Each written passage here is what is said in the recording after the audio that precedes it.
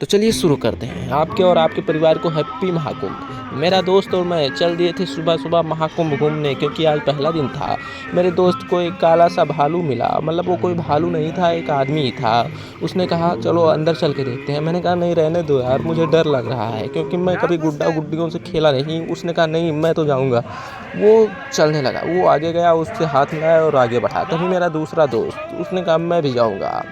वो भी चल दिया, उसने भी हाथ मिलाया और गले मिला और फिर उसके बाद में चल दिया। तो मैंने कहा मैं क्यों पीछे रहूँगा, मैं भी जाऊँगा। हम लोग वहाँ से चल दिए थे। वो लोग तो अपने अपने रूम पे चले गए, लेकिन हमें ऊँट देखने की बहुत लालसा थी, तो हम ऊँट की तरफ चले।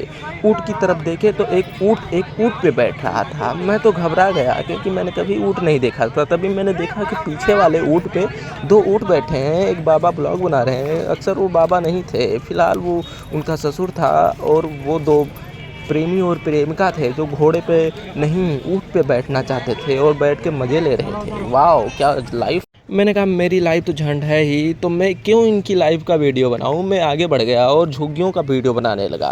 और फिर उसके बाद में मैंने देखा कि लोग श्रद्धालु, जो बड़े बड़े श्रद्धालु थे, बूढ़ और पुरनिया लोग थे, वो आगे जा रहे थे। एक बाप तो अपने बेटी को सर पे ही बिठा लेकर जा रहा था और कह रहा था चल बेटी, अभी तुझे कुंभ दिखाता हूँ। बेटी कह रही थी पिताजी जब तक आप साथ हैं मुझे कुछ नहीं हो सकता, क्या उम्मीद है। भीड़ से होते हुए हम और आगे बढ़ गए, और आगे बढ़े तो नाग वासुकी का मंदिर मिला। वहाँ पे सब लोग अपना अपना सर टेक रहे थे। मैंने सोचा मैं भी टेक लूँ, पर मैंने देखा कि चारों तरफ नाग ही नाग थे। और नाग वासुकी में क्या कर रहे हैं। मैं वहाँ से आगे बढ़ गया, क्योंकि बहुत टाइम हो चुका था। सोचा कहीं चाट पकौड़ी खाते हैं। तभी मैंने दादी लोगों को देखा और मैं हक्का बक्का रह गया। मैंने सोचा जब इनके अंदर इतनी श्रद्धा है तो मेरे अंदर क्यों नहीं, मैं नास्तिक थोड़े हूँ। मैं भी चल दिया। फाइनली हम संगम पे पहुंच चुके थे, लेकिन वहाँ पे इतनी भीड़ थी कि मैं चल नहीं पा रहा था। मेरे कदम रुक रहे थे, लेकिन फिर भी मैं आपके लाइक को देखकर आगे बढ़ रहा था। मुझे पता था कि आप सब्सक्राइब करेंगे। तो चलिए आपको नहलाते हैं संगम में बिना किसी एक भी पैसा लिए। मैं किसी द्वार पे पहुंच रहा था, उससे पहले मैंने देखा कि सामने बाबा जी आ रहे थे, लोटा वाले बाबा। अभी आपको दिखाते हैं यहाँ का डांस और यहाँ की श्रद्धा भावना। मैंने मंदिर की ओर अपना रुख किया, लेकिन मैं फिर उसके बाद में देखा कि कुछ लोग डांस कर रहे थे, भांगड़ा कर रहे थे। सुन सकते हैं आप, अच्छे से देख सकते हैं कैसे ये लोग डांस कर रहे थे। मेरा भी मन किया कि मैं भी भांगड़ा करूं। फिर सोचा कि नवोदय वाले दोस्त मिल जाते तो यहीं पे डांडिया खेलते हम लोग। लेकिन फिर मैंने रोते हुए मैंने सोचा और फिर याद करते हुए मैं आगे बढ़ गया। मैंने सोचा कि क्यों यहाँ पे अपना टाइम वेस्ट करूँ, क्योंकि मुझे डांस करना तो इन लोगों के सामने था नहीं। ये देख सकते हैं आप, बाबा पुजारी सब लोग मगन हैं। Wow let's go. मुझे भी नाचने का बड़ा मन कर रहा था भांगड़े पे, पर मैं क्या करता, क्योंकि मुझे आपके लिए तो ब्लॉग भी बनाना था ना। तो इसीलिए मैंने सोचा इसे स्किप करके आगे बढ़ते हैं और आगे बढ़ के आपको दिखाते हैं लोटा वाले बाबा को।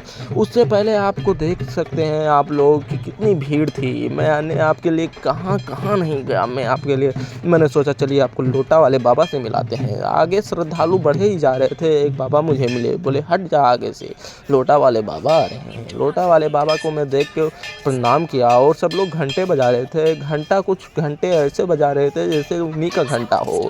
मैंने सोचा मेरा नहीं है तो मैं क्यों बजाऊं। मैं और आगे बढ़ गया। तभी देखा दो आदमी एक दूसरे के हाथ पकड़े हुए जा रहे थे। मैंने सोचा प्रेमी प्रेमिका तो नहीं हो सकते। मैं डिप्रेशन में चला गया और आगे बढ़ा। अपनी डिप्रेशन की अर्थी उठाए हुए मैं और आगे बढ़ा। तभी देखा एक झुंड। मैंने सोचा कोई ना कोई लड़की यहाँ पे ज़रूर होगी, और एक लड़की थी।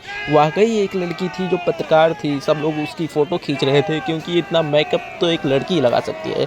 कोई बात नहीं, मुझे मेकअप पे वीडियो नहीं बनाना है। मैं चल दिया आगे, इन लोगों को स्किप करके बढ़ गया आगे संगम की ओर। तो आप नहाते हुए तो लोगों को बहुत देखे होंगे, लेकिन क्या आपने कभी घाट पे लोगों को नहाते हुए देखा है। चलिए आपको लेकर चलते हैं घाट पे, लोगों को नहाते हैं, कैसे लोग नहाते हैं आपको दिखाते हैं, क्योंकि आप तो कभी नहाते नहीं हैं। और बुरा मत मानिए, हम भी कभी नहीं नहाते, कभी कभी तो नहाते हैं, जब महाकुंभ आते हैं तभी नहाते हैं। तभी मैंने देखा कि लोग अपने कपड़ों से ज़्यादा अपने फ़ोन आगे किए हुए थे, फ़ोन बचा रहे थे। लोग नंग धड़ंग नहा रहे थे, जैसे पा रहे थे वैसे नहा रहे थे, और गंगा घाट में अमृत की खोज कर रहे थे। हमने सोचा हम क्यों पीछे रहे भाई, हम भी चल दिए अमृत लेने, लेकिन नहाने नहीं, वीडियो बनाने। काश मैं भी नहा पाता वहाँ पे, लेकिन बहुत रात हो चुकी थी। मैं आगे बढ़ा और नंग धड़ंग लोगों की वीडियो बनाने लगा।